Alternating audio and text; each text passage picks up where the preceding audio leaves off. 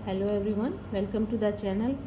आज हम previous year question paper का एनालिसिस करने जा रहे हैं। इसमें जो भी यूजीसी नेट के एएसआरबी नेट या डीएसएसबी या फिर राजस्थान हरियाणा लेक्चरर या अदर स्टेट लेक्चरर के जो भी एग्ज़ाम्स रहते हैं उनसे मैं इम्पोर्टेंट क्वेश्चन उठाऊंगी और उनका हम एलिमिनेशन मतलब एनालिसिस करेंगे। एक टेक्निक है जैसे स्मार्ट एलिमिनेशन टेक्निक, तो उससे मैं बताऊंगी कैसे आपको स्मार्टली आंसर लेके आना है। जैसे ऑप्शंस को ही एलिमिनेट करते हुए कट करके कि ये शॉर्ट नहीं है, तो इससे हम कैसे एलिमिनेट करके उस आंसर तक पहुंच सकते हैं।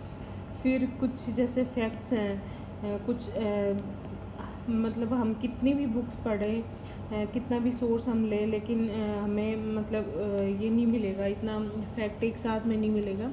तो हम क्वेश्चन पेपर एनालिसिस करके हम बहुत सारा फैक्ट एक साथ में कलेक्ट कर सकते हैं। तो वो भी अब मैं बताऊंगी कैसे आपको करना है। तो हम सब्जेक्ट वाइज करने जा रहे हैं। जैसे फूड एंड न्यूट्रिशन का करेंगे पहले, फिर ऐसे ही 15 क्वेश्चन मैं टेक्सटाइल के करूँगी, फिर अदर सब्जेक्ट के। तो ऑलमोस्ट 75 to 100 क्वेश्चन पर सब्जेक्ट का कवर करने की कोशिश करूँगी। चलते हैं आज हम। जैसे फूड एंड न्यूट्रिशन का हमने स्टार्ट किया है सबसे पहले। तो ये फर्स्ट क्वेश्चन है, ये इसमें पूछ रखा है विटामिन B12 की डेफिशिएंसी से कौन सा एनीमिया होता है। तो इसमें ये चारों एनीमिया है। मैंने इसकी क्लास ले रखी है फूड एंड न्यूट्रिशन की, वो आप जाकर इसमें देख लें। फैक्चुअल है, एक्चुअल में ये बिल्कुल फैक्ट बेस्ड है। और सारा ये टेबल वाइज दे रखा है मैंने उसमें कि कौन कौन से विटामिन या जो मिनरल है उसकी डेफिशिएंसी से कौन सी प्रॉब्लम हो रही है, वो सारा मैंने एक टेबल के थ्रू एक पेज पे ही एक्सप्लेन किया हुआ है पूरा कंप्लीट। तो आपको ध्यान रखना है परनीसियस से, B12 की कमी से परनीसियस होगा। मेगालोब्लास्टिक है वो फोलिक एसिड की वजह से होगा। सिकल सेल है वो जीन म्यूटेशन हो जाता है, उसकी वजह से मतलब जीन से रिलेटेड है। फिर तो इसका आंसर है बी। ये फैक्ट बेस्ड है गाइस। ये जब तक आप नहीं देखोगे, मतलब कहीं से भी करो, चाहे आप वीडियो में मैंने आपको बिल्कुल कंपाइल किया हुआ है, क्योंकि मैं जो भी एग्ज़ाम मैंने क्लियर किए हैं वो मैंने सिर्फ और सिर्फ मेरे नोट्स से ही क्लियर किए हैं, जो मैंने आपको प्रोवाइड किए हैं इन वीडियो में। तो आप प्लीज़ एक बार वो ज़रूर देखना, आपके लिए बहुत फ़ायदेमंद रहेगा।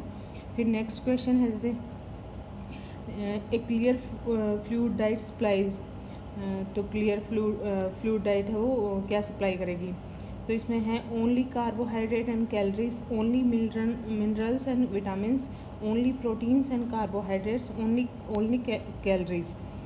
तो इसमें एलिमिनेशन करते चलते हैं हम। ये एलिमिनेशन टेक्निक से मैं आपको बताऊंगी कैसे आंसर लेके आ सकते हैं हम। एक्चुअल में बिल्कुल कन्फ्यूज़न वाला है, हल्का फुल्का डिफरेंस लगेगा कि यार ये भी हो सकता है, ये भी हो सकता है, लेकिन मैं बताती हूँ आपको कैसे एलिमिनेशन से हम करेंगे। फर्स्ट से चलते हैं, जैसे only carbohydrate and minerals, calories.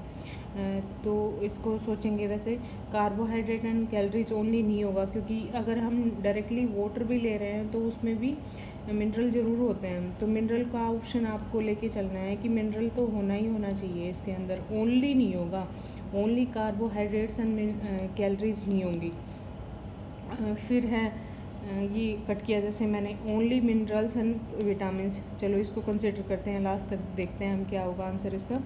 जैसे इसको कट नहीं करेंगे क्योंकि इनमें मिनरल्स है, विटामिन्स भी फ्लूइड डाइट में जा सकते हैं। फिर है ओनली प्रोटीन्स एंड कार्बोहाइड्रेट्स, ये भी नहीं होगा, मैंने मिनरल का ऑप्शन बता रखा है। फिर ये ओनली कैलोरीज, ये भी नहीं होगा क्योंकि मिनरल को हमने कंसिडर करके चलना है। थोड़ा सा इसमें मतलब बिल्कुल हल्का सा दिमाग को घुमाना है, उसी से आंसर आ जाता है आपका।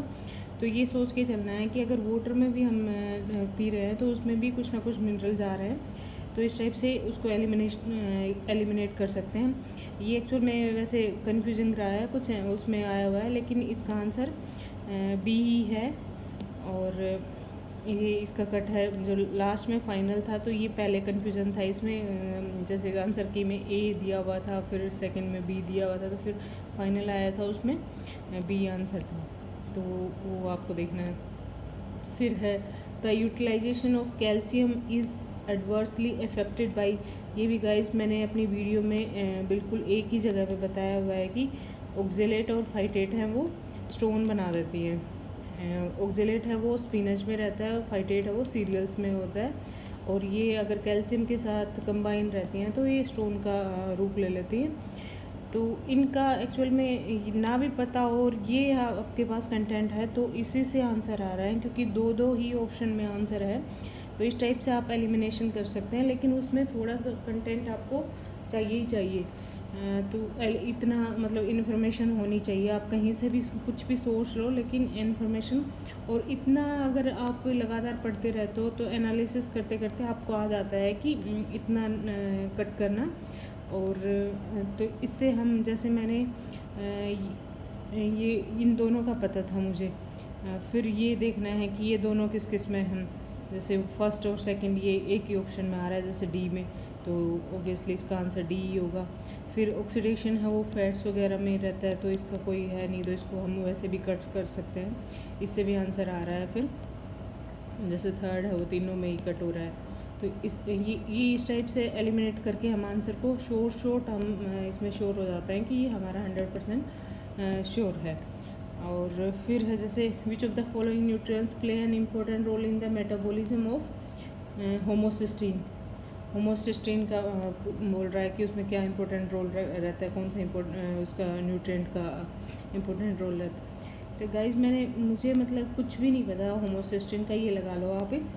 तो आपको फिर भी कैसे करना है क्वेश्चन को, जैसे मुझे इतना पता है कि सिस्टीन है वो प्रोटीन लिंकेज में है, क्योंकि मैं टेक्सटाइल से हूँ, तो टेक्सटाइल में ये है कि मैंने इसका इतना पढ़ा है। कहीं पे भी आप मतलब कुछ भी एनालिसिस जो भी आप पढ़ें तो उसको एनालाइज ज़रूर करें कि कहाँ पे इसकी एप्लीकेबिलिटी हो सकती है। तो इतना ज़रूर फैक्ट कर रहे हैं तो और वो चीज़ें आप जितना क्वेश्चन पेपर करोगे बार बार आपको तभी आ पाएगी। तो मैंने इसको कैसे एलिमिनेट किया, जैसे सिस्टीन है, मैंने सिस्टीन का अमीनो एसिड्स से लगाया कि कुछ ना कुछ इसका लिंकेज है, क्योंकि सिस्टीन लिंकेज इसी में होती है अमीनो एसिड में। तो मैंने उससे किया। वैसे मैं बाद में मैंने नेट पे भी सर्च किया है, कुछ अमीनो एसिड है और ये हार्ट डिजीज़ करता है, जो मीट ईटर हैं उनके लिए ज़्यादा प्रॉब्लम रहती है इसकी।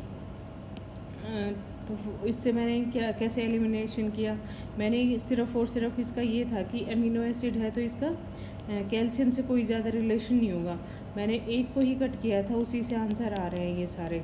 जैसे इसको कट कर दिया, ये तो होगा ही नहीं, तो आंसर इसमें ही आ रहा है कि सी आंसर होगा इसका। तो इस टाइप से आप एलिमिनेशन करोगे तो मतलब आपको अगर 50% क्वेश्चन आ रहे हैं और 50% में आप 25 क्वेश्चन हैं वो और ज़्यादा कर पाओगे, तो 25% आपके बहुत ज़्यादा ठीक होने की कोशिश में आ जाते हैं ये एलिमिनेशन मेथड से। फिर है identify the terms associated with serial cooking. ये भी एक्चुअल में तो है डायरेक्टली, लेकिन इसको भी हम एलिमिनेशन से इतना तो कंप्लीट नहीं कर पाएंगे, क्योंकि कुछ ना कुछ तो इसमें हमें चाहिए। ये मैंने अपनी वीडियो में दिया हुआ है कि इसमें इसकी क्या क्या है, सीरियल कुकिंग करते टाइम क्या क्या है, जैसे वाटर के साथ H2 और स्टार्च के साथ करेंगे तो ये भी पूछ लेते हैं कि जेलेटिनाइजेशन में क्या होगा, H2 और स्टार्च होगा, डेक्सट्राइजेशन में क्या होगा, ड्राई हीट होगी, मॉइस्ट हीट जेलेटिनाइजेशन जी ये इसमें होगा। तो ये मैंने वहाँ पे बहुत अच्छे से एक्सप्लेन किया हुआ है फूड एंड न्यूट्रिशन की वीडियो में, आप वहाँ पे जाकर भी देख लेना।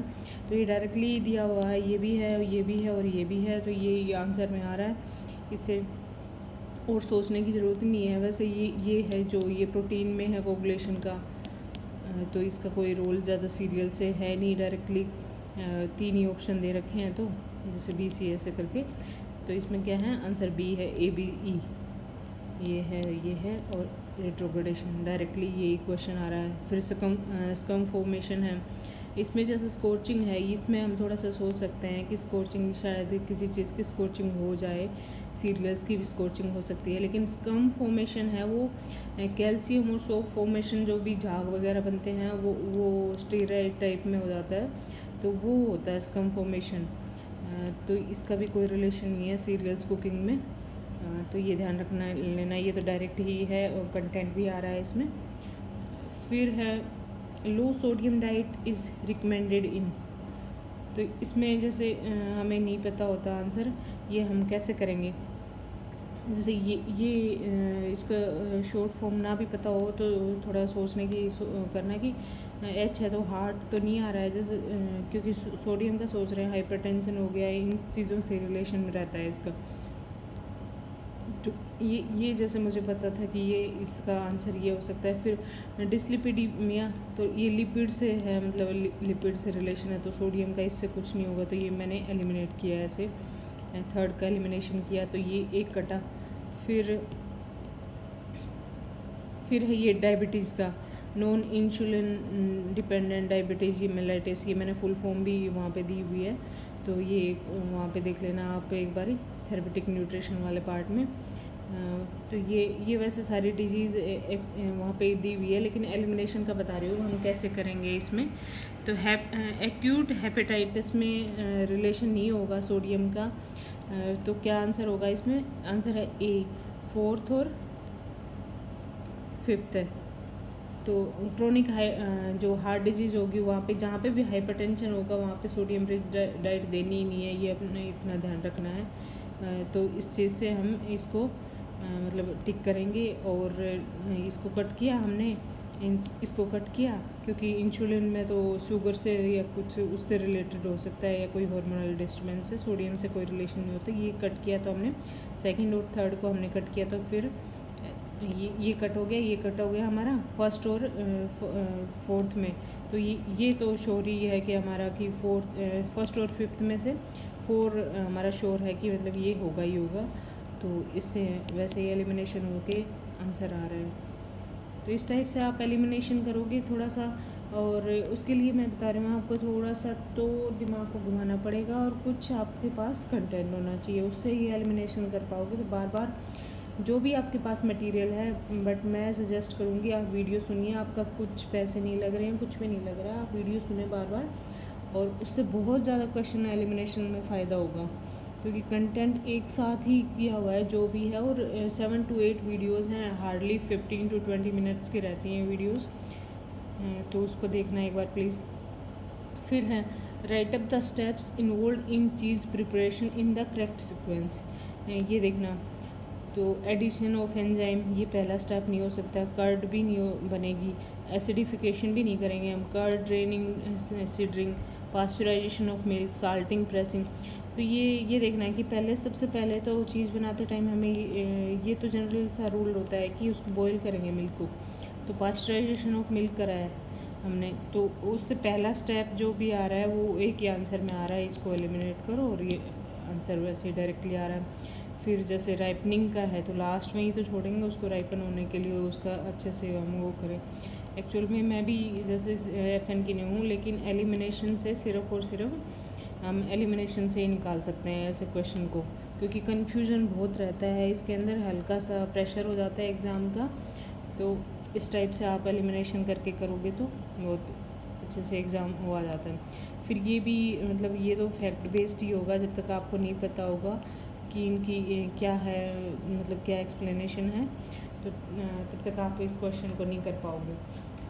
तो ये जैसे इसमें विटामिन A डेफिशिएंसी की हैं कि सीरियसनेस की साइड जा रहे हैं, तो उसमें फिर नाइट ब्लाइंडनेस फर्स्ट स्टेप होगा, जिसे रतौंधी बोलते हैं कि रात को उसमें नहीं दिखता है। केरेटिनाइजेशन, जीरोपैथेलमिया, इसमें जीरोसिस हो जाती है जो लेंस की होती है वो, और फिर उसमें मतलब जो पहले तो जो वाइट धब्बा बोलते हैं आइज़ के ऊपर वो आ जाता है, और फिर होते होते वो मतलब जो कॉर्निया है वो पूरा कंप्लीट जीरोसिस हो जाती है उसकी। तो उसमें ये सेकंड स्टेप है, ये ध्यान रखना। जैसे ए है इसका आंसर, फर्स्ट होगा नाइट ब्लाइंडनेस, सेकंड होगा केरेटिनाइजेशन, सॉरी ये जीरोथैल्मिया होगा, फिर केरेटिनाइजेशन होगा क्योंकि जो केरेटिनिन है वो जो रेटिना है उसको इफ़ेक्ट कर देगा। फिर है केरेटोमलेसिया, ये लास्ट में बिल्कुल इसमें दिखता नहीं है केरेटोमलेसिया में, और ये भी मैंने वहाँ पे एक्सप्लेन की हुई है इसमें फूड एंड न्यूट्रिशन में ही, आप जाकर ये वीडियो देख लेना एक बारी, पूरी एक्सप्लेन की हुई है उसमें। फिर चलते हैं नेक्स्ट में, following food components have antioxidant effects. तो ये भी अगर आपको 1-2 ऑप्शन पता है तो आप इजीली निकाल सकते हो। ये डायरेक्ट मैंने जैसे बोल रखा है, विटामिन C तो एंटीऑक्सीडेंट होता ही होता है, जब जैसे इम्यूनिटी को बूस्टअप करता है। फिर विटामिन ए का भी मैंने डायरेक्ट ही बोल रखा है वीडियो में, जैसे टोकोफ्रोल भी बोलेंगे, एंटी स्टेरिलिटी बोलेंगे विटामिन, इसको एंटीऑक्सीडेंट है ये सिर्फ और सिर्फ मैंने एक पेज के ऊपर चार्ट बना के और विटामिन ए को क्या बोलेंगे, उसकी क्या डिजीज़ हैं, ये इतने अच्छे से करवाया हुआ है गाइस, प्लीज़ आप इसको देख लेना एक बार। और इतना कंटेंट भी हो जाता है, तो मैं आप एक बार प्लीज़ वीडियो को देखना और फिर इस क्वेश्चन को करके देखना, आप कितने इजीली आप इन क्वेश्चन को कर पाते हैं। और इतना भारी मतलब कंटेंट दे भी नहीं रखा मैंने, बहुत ही हल्का सा है, तो इसको करके देखना। तो ये जैसे ये इसका मुझे पता है, इसका मुझे पता है 4th और 5th का, फिर देखना है कि 4th और 5th किस किस में है, साथ में ही 4th और 6th, सॉरी एक इसमें नहीं है 4th और 6th, ये इसमें नहीं है, इसमें नहीं है, ये इसमें है। ये एलिमिनेशन से डायरेक्ट आ रहा है। अगर आपको 1 या 2 का भी पता है तो उसमें बहुत ज़्यादा टाइम भी नहीं लगता, टाइम भी बच जाता है उसमें, और हम अच्छे से, जिसमें बहुत ज़्यादा सोचने की ज़रूरत है उसमें फिर हम सोचने का हमारे पास टाइम भी बच जाता है। एलिमिनेशन से हम श्योर भी हो जाते हैं कि हाँ यही आंसर है। फिर है ये मैच करना है, जैसे ये गाइस, इसमें मैं आपको बताना चाहूँगी कि कैसे हम एक ही क्वेश्चन से हम इंफॉर्मेशन मतलब जो भी फैक्ट है या एक ही जगह पे हम इतने फैक्ट को ले सकते हैं। जैसे नॉर्मल सिस्टोलिक और डायस्टोलिक मैंने एक ही जगह पे बताया हुआ है, तो इससे हम करेंगे नॉर्मल सिस्टोलिक। मैं तो एक्चुअल में डायस्टोलिक ऐसे करते हैं कि डाउन है, डाउन हो गया, तो डायस्टोलिक में बीपी क्या होगा, ब्लड प्रेशर उसमें कम हो जाता है, तो ये अपोजिट है, जैसे 120/80 है। फिर ये भी मैंने बिल्कुल एग्जैक्टली बताया हुआ है, ये सीडी में भी बताया हुआ है मैंने, और फूड एंड न्यूट्रिशन में बताया हुआ है। कोलेस्ट्रॉल लेवल है वो 200 होगा।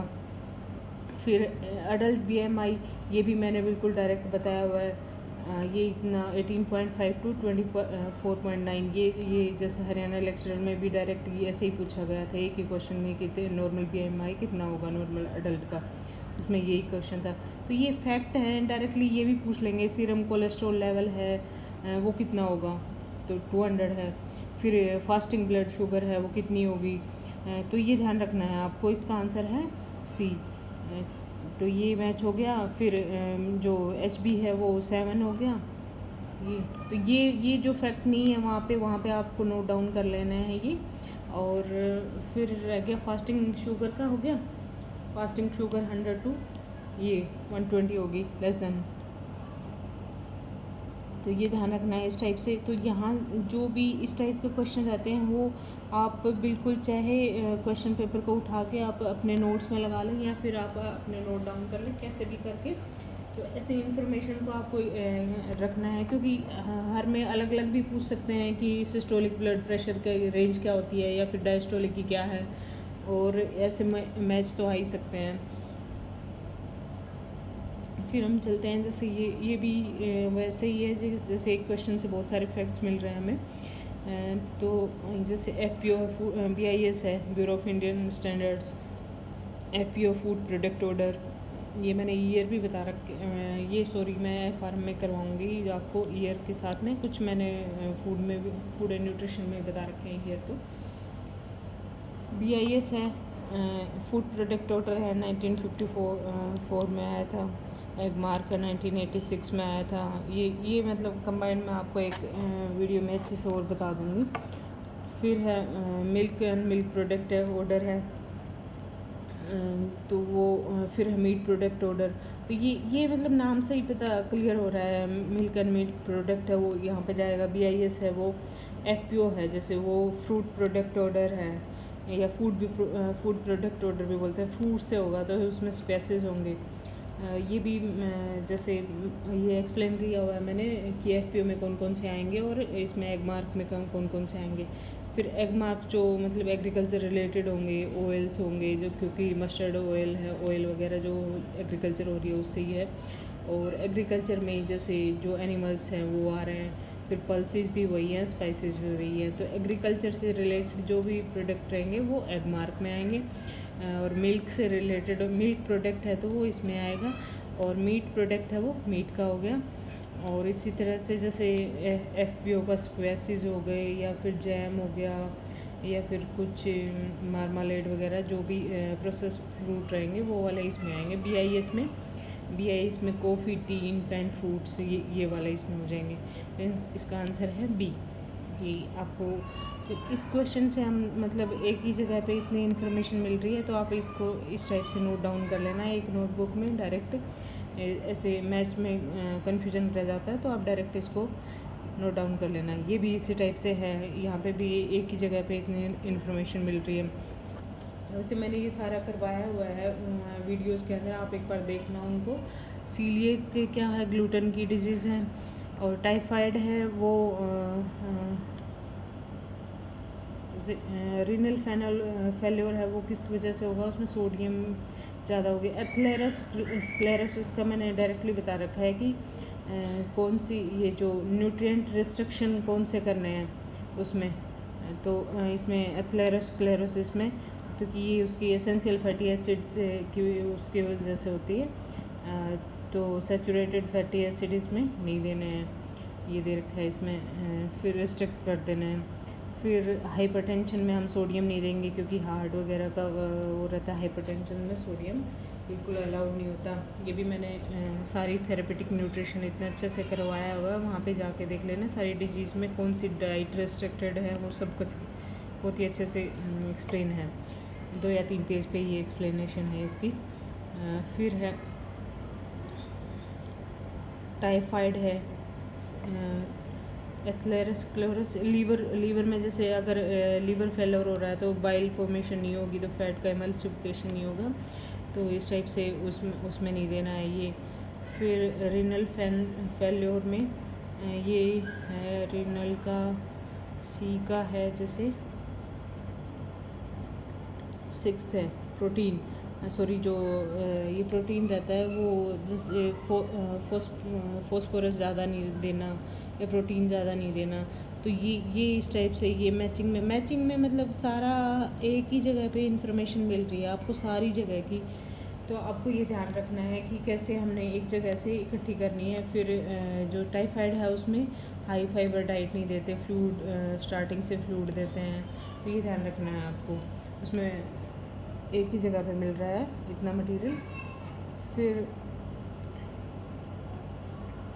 नेक्स्ट करवा रही हूँ मैं आपको, जैसे ये भी मैंने बहुत ही अच्छे से करवाया हुआ है वैसे वीडियो में, सेकंड ही वीडियो है ये तो, और इसमें सारी जो भी माइक्रो ऑर्गेनिज्म है और फूड बोर्न डिजीज़ एक ही जगह पे इकट्ठी करवाई हुई हैं। डाइसेंट्री है, देखो इससे भी मैंने यहाँ पे भी मैंने कैसे एलिमिनेशन किया था। प्रोटोजोआ है, तो प्रोटोजोआ अमोएबा होती है, उससे प्रोटोजोआ से मुझे ये पता है जैसे, तो अमोएबिक डाइसेंट्री है। वैसे जो भी मतलब जितना पढ़ पाओगे उसी से कर पाओगे। क्लोस्ट्रीडियम बोटुलिनम ये इसकी डिजीज़ का ही नाम है, और ये क्लोस्ट्रीडियम से होती है, ये नाम ही इसका क्लोस्ट्रीडियम बोटुलिज्म बोला जाता है डिजीज़ का।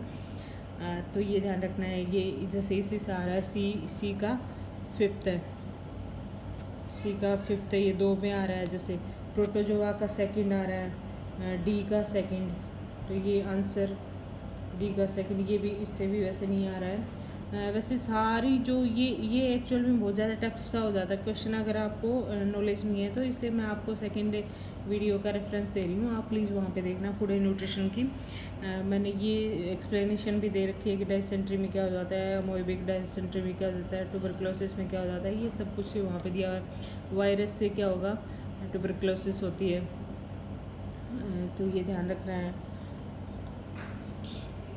ई का जैसे 4th हो गया, सॉरी वायरस से हेपेटाइटिस होगा, ट्यूबरक्लोसिस तो बैक्टीरियल डिजीज़ है, ये कन्फ्यूजन हो गया यहाँ पे।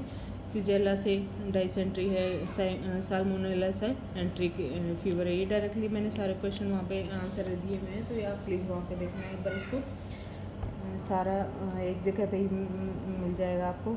फिर है arrange fruits in decreasing order as per their fibre content, तो इसमें फाइबर हाईएस्ट है वो फर्स्ट आएगा, और लोवेस्ट है जिसमें फाइबर कम है वो लास्ट में जाएगा।